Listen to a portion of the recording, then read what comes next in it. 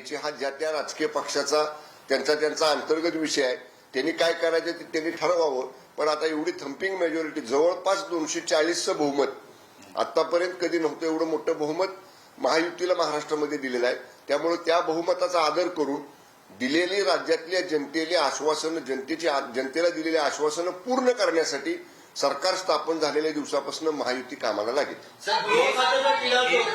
एक चर्चा होती की म्हणजे गृह खात्याच्या पदाबाबतची तो तिढा नेमका सुटलाय का, त्या संदर्भात काही चर्चा झाली का, ते पद कोणाला मिळणार आहे ही देखील उत्सुकता तितकीच आहे.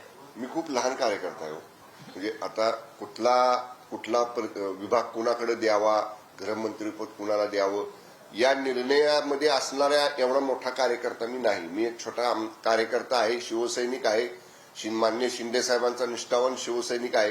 त्यामुळे हे प्रश्न आपण जर वरिष्ठांना विचारले तर अधिक बरं होईल. राजकारणातली हार जीत ही विरोधकांनी स्पोर्टिंगली घ्यायला पाहिजे अशी महाराष्ट्राची संस्कृती होती, पण सध्या तसं वाटत नाही. आपल्या मताशी मी पूर्णपणे सहमत आहे.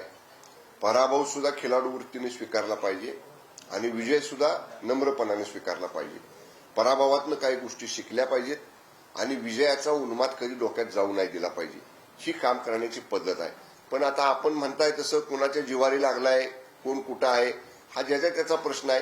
त्यांच्या अंतर्गत विषयामध्ये आम्ही काय भाष्य करून अधिक काय बोलणं मला योग्य वाटत नाही. पण विरोधी पक्ष म्हणून सभागृहामध्ये काम करताना, शासन म्हणून काम करताना जर काही पॉझिटिव्ह सजेशन्स, काही सकारात्मक सूचना, महाराष्ट्राच्या हिताच्या काही चांगल्या बाबी जर विरोधी पक्षाकडनं मांडल्या गेल्या सरकारपुढं तर जरूर आमचे नेते माननीय शिंदेसाहेब, मान्य फडणवीस साहेब, मान्य दादा या सकारात्मक सूचनांचा जरूर सकारात्मक विचार करतील. अजितदादा यांनी 6 वेळा उपमुख्यमंत्री पद भूषवून एक रेकॉर्ड केलेला आहे.